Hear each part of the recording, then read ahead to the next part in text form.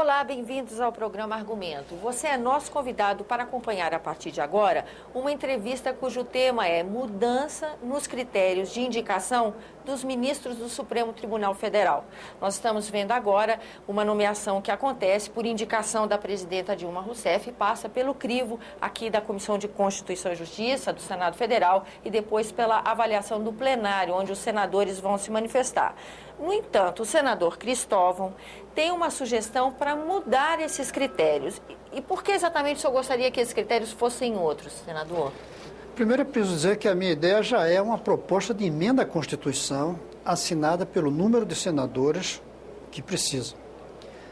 Por que mudar? E depois, como é a minha proposta? Por que mudar? Porque tem uma suspeição sobre os ministros, uma vez que foram indicados pelo presidente da República. Isso não é só no Brasil, não. Fica muito nítido no caso agora do nosso STF. Fica vinculado agora. É verdade. Quando a gente vê esse julgamento do mensalão que envolve políticos da base, né, parlamentar aqui e aí você tem esses ministros indicados, esses juízes indicados pelo presidente. Veja que eles estão se comportando de uma maneira muito independente. Sim. Não todos, eu diria, mas muitos. Mesmo assim, cria dúvida. Esse ministro foi nomeado pelo presidente Fernando Henrique, esse pelo Lula, esse pelo Dilma. Tem que acabar com isso. Então, tem que fazer com que os ministros da Corte Suprema cheguem lá nomeados pelo Brasil, não pelo técnico do momento. Qual é a minha proposta? Em vez do presidente escolher quem ele quer e mandar para o Senado, que faz de conta que analisa, em toda a história do Brasil, só um foi recusado. Toda a história. E por pirraça com o presidente da época, que era Floriano Peixoto. A minha proposta é que os próprios membros da Justiça elejam 6 nomes. Esses 6 nomes são indicados para o presidente da República. O presidente tem a prerrogativa de escolher 3 dos 6. Esses 3 ele manda para o Senado. E o Senado escolhe um dos 3. Aí, efetivamente, você forçaria que a Constituição, que a comissão fizesse realmente um crivo. Exatamente. Quando tem um, faz de conta que sabatina. Mas quando forem 3, que você tem que escolher um dos 3, você vai fazer uma sabatina séria, cuidadosa. Então, essa é a minha proposta. Também diluiria aquela sensação de gratidão ou de comprometimento ou de ligação com o presidente da República que fez a indicação. Exatamente. Né? Não vai dever nada a ninguém. Primeiro porque os 6 são escolhidos por diferentes órgãos. Por exemplo, 2 pelo Superior Tribunal de Justiça. 1 pela Câmara de Deputados. 1 pela OAB. 2 pelo Conselho Federal do Ministério Público. Então, chegam 6 misturados ali. Indicações diversificadas, E dos 6, 3 o presidente mantém, 3 ele tira. Não podia ser um concurso público para ser assim, um critério totalmente técnico de avaliação técnica? Eu defendo o concurso público para o Tribunal de Contas. Por quê? Porque ali é técnico mesmo. Mas o STF não é apenas técnico no sentido de conhecer leis. É técnico no sentido de ter cabeça para julgar. Tem um lado que vem da experiência. Da vivência mesmo, né, concurso não mede isso. Tem razão. Concurso não mede. É como diz uma diretora de uma escola que eu conheço, que ela diz, a gente deveria escolher os professores ficando com aqueles que arrepiam a gente.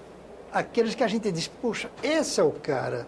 Concurso não mostra, esse é o cara. Concurso não avalia isso. Não avalia. Esse é um processo que não deixa de ser político, de conversas, de ouvir. Agora, não pode ser uma indicação como é hoje. Mas, senador, a despeito dessa indicação, o desempenho do STF tem surpreendido positivamente a população, você não acha? Em toda a história, até durante o regime militar, o Superior Tribunal de Justiça se comportou bem. Em algum momento, até alguns juízes renunciaram em protesto, quando houve pressão muito forte. Eu não estou reclamando dos ministros do Supremo, absolutamente. Está contribuindo para melhorar. Estou querendo contribuir para que não haja nenhuma dúvida. Veja bem, os Estados Unidos têm 220 anos de escolha, mais ou menos com a do Brasil. Mas com um rigor imenso. Já teve sabatina de 7 meses. 7 meses.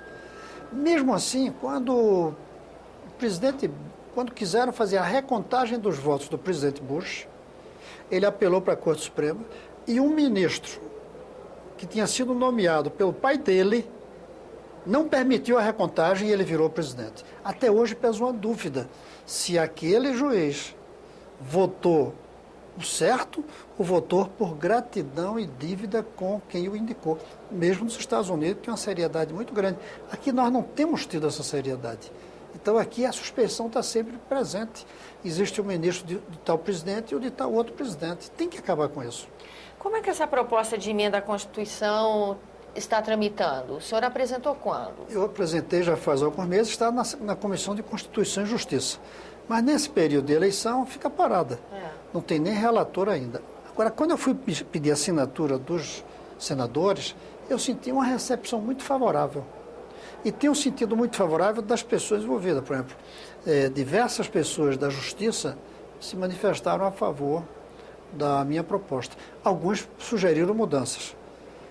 Em vez de ser dois de uma entidade, ser um só, sim, outra entidade. Isso é bom, isso a gente muda.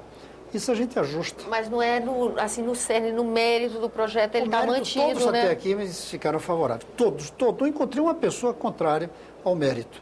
Apenas discutem se são essas entidades que devem indicar os 6 ou não. E no momento em que esse tribunal está com um trabalho de tanto destaque, né, que os olhos todos estão voltados para o STF, é um momento em que a casa está mais sensível para apressar essa tramitação. Claro. Né? É um bom momento, porque o assunto está aflorando.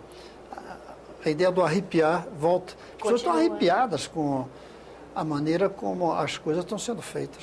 O senhor acha que o funcionamento do STF, eu sei que isso não é matéria que caiba ao Congresso Nacional, mas a partir desse julgamento, o senhor acha que esse funcionamento pode ser aprimorado? Porque a gente viu questões de como andaria o processo, como seria votado, em que ordem, em que sequência, se um ministro que se aposentou poderia antes deixar o voto dele por inteiro. Quer dizer, assim mesmo, apesar de ser uma instituição antiga, muitos detalhes ainda estão sujeitos a aprimoramento. Então, né? Você tem razão, vai melhorar, porque a justiça se faz muito com o que se chama jurisprudência, ou seja, a tradição, uma decisão anterior que serve de norma para o futuro.